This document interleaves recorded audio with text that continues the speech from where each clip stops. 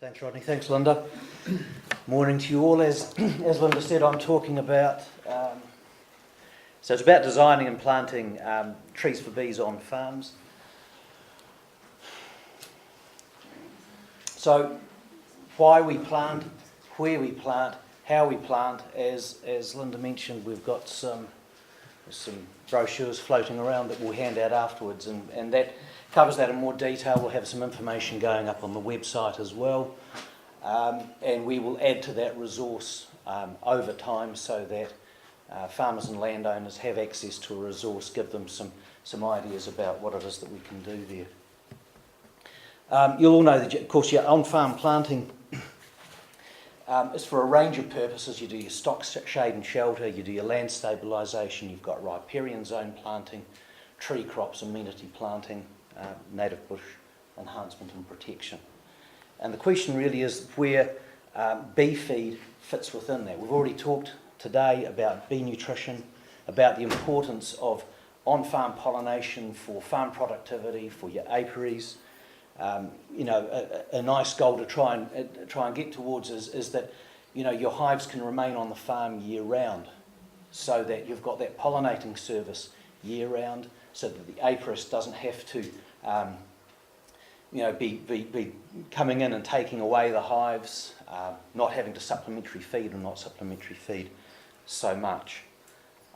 So I'm looking at it here from a farmer and landowner perspective, and how we incorporate that bee feed into that. And I guess the mantra there is it's just good farming sense to have bee feed as part of your on-farm planting. And really what I want you to look at as we're going through this is to just going through some photos shortly, and just think about that in terms of your own properties, in terms of that hopefully give you some ideas about what it is that you can focus on.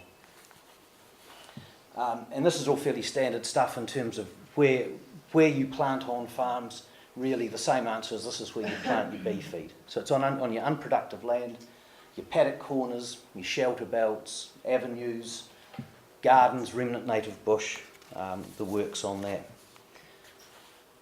On the house side of things, I guess the critical factors there, your planning, your site preparation, your plant protection, your watering and your ongoing maintenance. Have a think about what your objectives are. Get some advice, and that's what we're trying to do here within the Trees for Bees with the resources that we put out, but also your local nursery, your local farm forestry, the farm planting advisors. Make use of those resources to have a look at your property, have a look at what, for example, with your apiarist, where are the gaps in the flowering calendar for being able to keep these hives on this farm.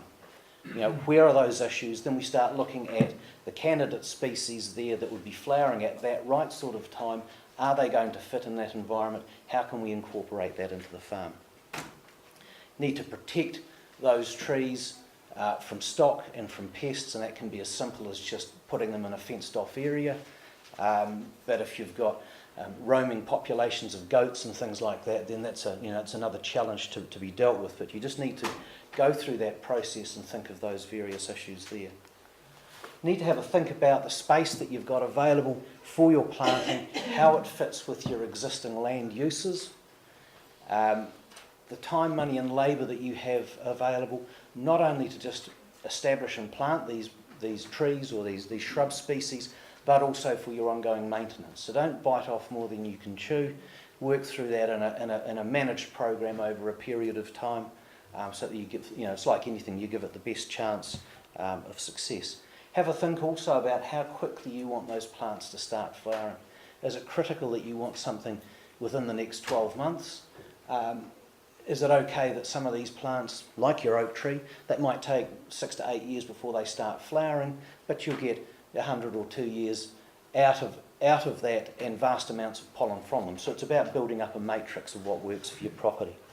And the other point there is particularly important for bee feed is don't overcrowd your planting. You want those plants to grow into their natural size, so they can maximise their foliage area, maximise their flowering area, so that the bees, they have a one-stop shop. They don't want to be hopping from plant to plant to plant. If they can just get in there, nest, have a good feed, they're happy. You've got happy bees, you've got happy farms. So we now think about those aspects as we start talking about some of the properties and just having a look at some of the sites and talk about what and why and where we've done here. This is Kintail Farm in the Hawke's Bay. Honey operation, but they also own a farm which they lease to a sheep and beef farmer, but they do their queen raising and queen breeding here as well as wintering. And so there's already a good amount of trees on the property, but it's about enhancing that from a bee feed perspective. So you can see that we've got down in here on these flats along the river here is where they're doing the queen raising. There's some shelter belts that have been taken out. Issues along the river margin here with weed species, with willows and gorse and broom, and then just wanting to do further enhancement planting within the paddocks, around a pond and a couple of escarpments, and we'll have a look at a closer detail at that. So we've done a high level whole farm plan for that in terms of the sort of plants that are going to go into those various areas. Linda and I had a couple of days down there towards the end of last year, and we started planting in the spring. And we'll carry on. It'll probably be a 2 or 3 or a 4 year planting program because there's actually quite a lot to do there. So this is the queen raising site with specimen trees there. You see that there's already poplars and willows and various other bits and pieces there. You can see all the queen hives there. You can see a couple of very substantial looking tree guards, and we need very substantial looking tree guards here because the beef cattle graze that area, and you don't want to go and put your time and effort in putting a nice tree in there, find it getting munched or knocked over. So they need a fairly substantial guard, as you can see there. We've probably only put half a dozen trees in that particular paddock. We may put some more in over the next couple of years, but what that also meant was that we could go to quite a large grade tree already. The trees are already a couple of metres tall, and you're already 3 or 4 years ahead of the game on that one. Adjacent to that is one of the tracks that drive around the farm. On the right-hand side here, there's already some tocha planted on that top of the escarpment. We'll underplant that with probably with ceanothus. I think was the plan there, wasn't it, Linda? And on the other side, just took the opportunity to fence off a strip along the end of the track. They wanted to have a nice avenue in this part of the farm. We've enhanced that by planting that with Fraxinus ornis mana ash, very heavy spring flowerer. It doesn't get to be too big a tree, so it's not going to become too dominant. And we've planted the avenue. It goes along this length and turns the corner there. So we've got a couple of 100 metres of flowering ash, which will be a great bee feed, and it'll look spectacular. You probably already can't see it there. I'll just show you on the next slide. Planting a larger tree like that, of course, you can have stability issues, and so in this case we put a waratah either side and just tied that back just so that the trees have got something to give them a bit more stability in the first couple of years. You'll also see these wee black growths there. That's novaflow, because we get summer drought, and it's not always easy to. I mean, you can run a K-line along there, or you could try and have it within your, a spray irrigator, but it's not always possible. But the intention here is that you can then get a 20 litre drench container, fill it up with water, put it on the novaflow, turn the tap on, let that pour through over a couple of hours. And what that does, instead of that water running onto hard baked ground and washing away and only dealing with that top centimetre or two, it gets the water a foot down into the soil, really gets to the roots, helps that water soak down deeper, and it encourages the roots to grow and get down deeper. Because you find these dry areas, one of the issues when you look at the trees in the windstorms, when they get older and they blow over, the roots are shallow, because the roots are often shallow because they're not getting enough rain, and all the roots just are staying in that top layer. While we're on the subject of just tree guards, here's just a couple of other examples here. This is reinforcing steel that they use when they're pouring concrete. Makes a great guard. You can roll it up into a tube. If it's got the spike ends on it, you can fold them out so that the stock aren't pushing up against it. So that's fine for sheep, and in some cases it will still work for cattle so that they don't browse it. And on the right-hand side there, it's not a bee tree, it's actually it's a cypress of some sort, but that's just a bit of chicken wire. And that's one option for if you're having to deal with rabbit and hare problems, because they'll just come through and ring bark them or nip the top off, and it's quite an effective way of doing that. I mentioned that Kintail have got quite a lot of river frontage there, and it's one of these issues, and we're seeing it a lot throughout the region. It's a big issue in Canterbury. I think ECAN have got a report coming out on this shortly, where they're clearing up the weed problems there. So the grey willow, the crack willow, gorse and broom. It just so happens that they're actually really good bee feed. And so we're sort of at the front end of the discussions with ECAN in terms of understanding that issue and thinking about if you're dealing with that weed problem, what then's going to come back in its place, because it actually has a significant impact on our bee industry, and it's not just the bee industry, it's just all the pollination, the services that flow from that. So what we're looking at here is we'll be using some of the non-invasive weed willow species. It's part of Linda's work that's coming up too. I mean, there's a bit of information there in terms of flowering time on willows. You know, there's the comment before about Matsudana being a saviour for the East Coast, and it's also a great bee feed. The problem is it only flowers for about 3 weeks. But if you actually look at some of the data we've got on willows, we know that we can actually get them from about July right through to the end of summer. So it's about being better informed on the sources that are available for that, and being able to incorporate those. But we'll also look at things like alders and some native species along there, just to give some of that diversity of pollen and non-invasive river margin stabilisation. It's my only script. Linda gives me a hard time about my diagrams. I've apparently got to hand them over to her graphic people to turn them into something legible. I mentioned before that there's a couple of shelter belts that we're replacing at Kintail, and they're the old pine and macrocarpa shelter belts, which do a great job. The issue there is that you've either got to trim them to stop them getting too big, and then they become they lose their porosity, so they become like a brick wall, and the wind flows in, hits them, tumbles over the top. So you get very calm air right next to them, but you go out a couple of tree lengths, and then it's even windier. And you want to aim for a degree of porosity with that. So okay, you don't trim them, but then after 20, 30, 40, 50 years, you've got a shelter belt that's getting too big, and dropping branches, or trees are blowing over, too much shading, those sorts of issues, and you have to get rid of it. In a situation like where they are, near an export port, near sawmills, flat ground, near the road, okay, you can get somebody to come in, cut those trees down, take them away. You might even make enough money out of it to be able to replant that. But you don't always have that opportunity.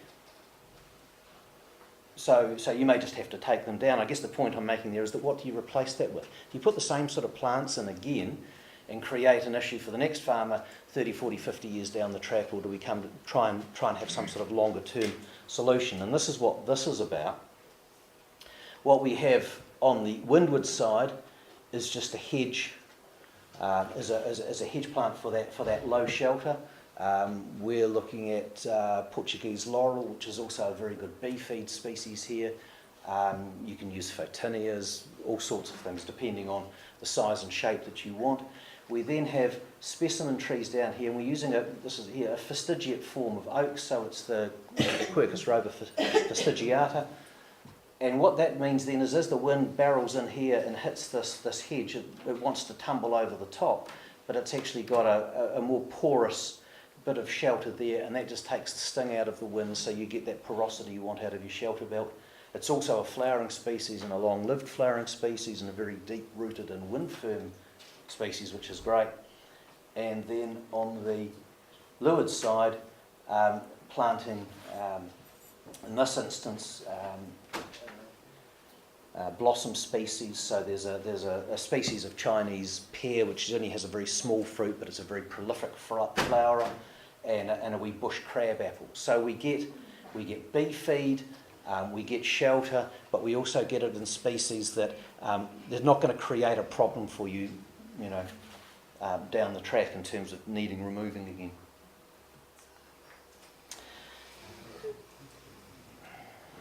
This area here is one of the other queen raising sites, and we actually did native species plant here, but I just got this to show you. We've got a wee escarpment here. It's just another example of unproductive land. It's steep, it's gnarly, the sheep don't go on that, the cattle don't go on that. We've got a fence along the top, we've got a fence here. We just run a fence along the side of the track and on the bottom of that escarpment, and then we're free to fill that up with native flowering species. There's already, there's a banksia in there, and there's some cabbage trees, and there's a nice heavy flowering tree lucerne down that, and it's about filling that up. This corner in here, the owner wants to have a cottage in there at some point, so we'll do a cottage garden. So, orchid species, viburnums, bulbs, but again, it's just about diversifying and enriching those plants and those pollen sources on the property. So another one of these rather large tree guards. Got this in because this is a Hoheria. It was a large tree, it wasn't a cheap tree, but it only got planted in September, and I think that photo was taken in February and it's flowered already. So part of it's about tailoring what you want to plant in terms of where it's going, what sort of impact you want out of it, how many you're planting. If you're only putting half a dozen of these in, you're spending time and money on a big tree guard. What's the difference between a $15 tree and a $100 tree? Well, a $100 tree is that big and it flowers, in this case, is flowering in the first year. Whereas if you're doing a 300 metre long shelter belt somewhere, you might stick with those $10 and $15 trees because you wouldn't want to do it all like that, because unless you're feeling very generous to your local nursery sort of thing. We now shift to another apiarist in mid-country. This is James Callaghan, Midland Apiaries. This is at Staveley. So different set of climatic challenges, snow, can be very bitter, very harsh sites. We're doing a variation of the 3-tier type shelter belt here. We've already got existing willow on the far side, willow and poplar on the far side of the stream there that can be topped. And we've got an 8 metre wide strip here, about 300 metres long, that was in pine, and we want to put into a beefy type shelter belt. So instead of doing this in rows, we're going to stagger plant specimen trees, so oaks, maples, limes, elms, at about 10 to 15 metre centres, so they can grow into full-size trees without getting in the way of each other. Interplant that with medium-sized maples, for example, that'll get to 5 to 10 metres in height, and then a shrub layer under that, which then pretty much looks after itself and will hopefully keep the grass competition down. So again, we get a nice mix of shelter and bee feed. This is some riparian planting we did there with native species last spring. This is just a small area to start off with. We're going to carry on down to that row of trees in the background. It's about another 400 metres away. We'll hopefully carry on with that this winter. Wanted to have something that fitted in with the native bush in the area, which is beech forest. We've got a mature beech here. So we do have beech trees in as part of that mix, and okay, they'll produce honeydew at some point. It might be a wee way down the track, but it's about giving that structure and shape to it as well. So we're looking at doing a planting at about 500 to 700 stems per hectare, which is the same as that previous shelter belt, to give these plants enough space for them to grow into. And we used small grade native seedlings just in the little 7 centimetre pots, so the guy's only about this big.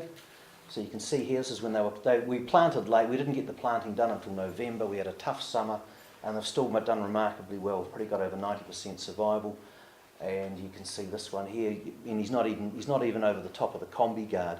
We're using the combi guards here with your natives because There's hares in the area, and if we didn't have them, you'd come back 2 days after planting and half of them would have been topped. So you find you put the combi guards in there, does a great job there. This is the same plant in April, so that's only 5-6 months growth on a tough season, and it's more than doubled in size. So, you know, it gives us some comfort that those sorts of size plants are actually very good for this type of planting. And the focus again is on bee feed. So we've got pittosporums there, we've got hebes, we've got coprosmas, and some discussion about using prostate forms of natives. You still then have the issue of the grass growing up through that. So we took the approach here that we'll actually fill up those little gaps with tussock that'll get shaded out in time. It's more consistent with how the bush looks in that area. We're not planting a solid line of shrubs along the fence line. We're sort of feathering the edge a bit so it looks a bit more natural. This is going to be going into viburnum, council road edge. Council don't mow it very often, so it'll get sprayed out, and we'll have a manuka hedge there that we can just keep capped at a couple of metres. We're into the Gisborne Hill Country.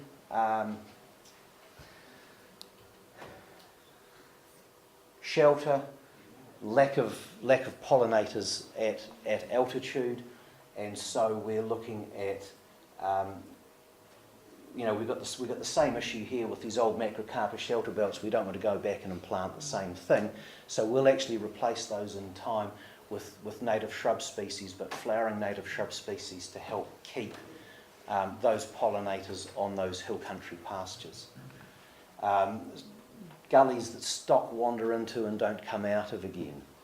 You know, fence along the edge, flaxes up the middle, cabbage tree, native shrub species. So you're taking a liability, and it's not just that you're removing a problem, you're actually putting an asset in its place because it's there to help feed your bees. Sorry, I've got a few slides to get through, so I'm just going to really have to pick up the pace here. Barry was out here the other day. This is up at Wyoming, just up at the valley at Ben and Anna's place.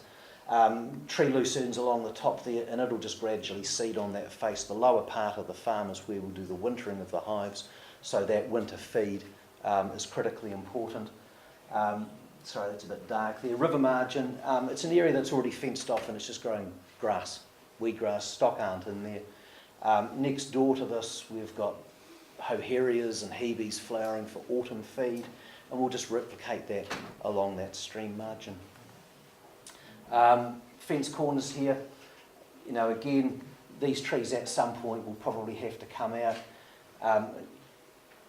Paul, you're asking before about how, planting groups of trees. If you're running off that second post to a second post there, you've then actually got a corner where if you want to put a couple of specimen trees in there and underplant that with shrub species, then it's not just a single specimen that you're planting, you're actually developing a little copse of trees that will do that for you.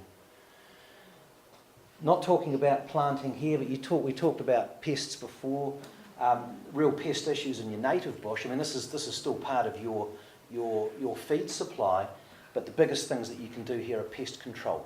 Bait stations for your possums that will actually also deal with the rats at the same time, and baits for wasps, and that would be the single biggest lift for that renewed bush. We're now in the South Island High Country. 100-year-old trees there adjacent to the wool shed. This was a wet paddock, so we've got a drain here, we've got a drain here, and we've got a drain across there. This is already planted up in flowering ash. We've got trees in the yards. These will get fenced off so we can get a dozer in at one side, and there'll be specimen trees and native bee feed and for birds as well. This little corner here where that comes around, this is actually going into an orchard for the farm. This little corner here was going to be an ice skating rink, but they found a site closer to the house which is better for that. So it's cold and nasty. We'll move the gate along, and again we'll fence that corner off, and we'll just put a little copse of trees in there. So it's partly aesthetics, but it's also bee feed, and just completing the series is an avenue of trees following the road round to a wetland there, which is alders and oaks, and poplars and willows taken out there, and that will go into a pond, and we'll margin plant the pond with trees and bee feed species. Can I quickly flick through the rest of my... Farm entrance, it was utility and horrible. It's now got trees throughout that. All the little white guys are these guys here, just little drench bottles sitting over Novaflow. Go back there. I mean, it's at the entrance to the farm, so it gets mowed. They've just upgraded the stock water around here, so they've now actually cut a junction into that line, and there's actually a sprinkler that does that area. Might sound like extra work, but if anybody's going out to shift the K lines, then their job is to shift the sprinkler for the tree irrigation as well, because it's a very dry, hard site. Arable. This is the first demonstration farms at Dory. Wanted quick flowering, so cuttings, a lot more shrub species, very high stocking, very high survival rates. They got the early flowering out of it. It is a higher cost system, but again, it comes back to what is it that you're looking for in terms of what you want out of your bee feed planting and the timing and the resources that you're prepared to put into that. So it is certainly an option. Have to cover the dairy because this is actually a Canterbury dairy farm, and on this side he's actually doing clover-based pasture on these. Got the farm split into two. The other side's your typical ryegrass. It was a double row shelter belt, taken the pines out, topped the firs. This will all be planted with bee feed. He's got this so that his pivots will actually pass over the top of 3 metre high shelter, and so we'll be using native and exotic shrub species along that as for bee feed, because he's actually finding that his clover-based pasture is outperforming the ryegrass for his dairy, which is really, really good. It's really cool. Hive wintering site, this is on Ingleby up at Katoa.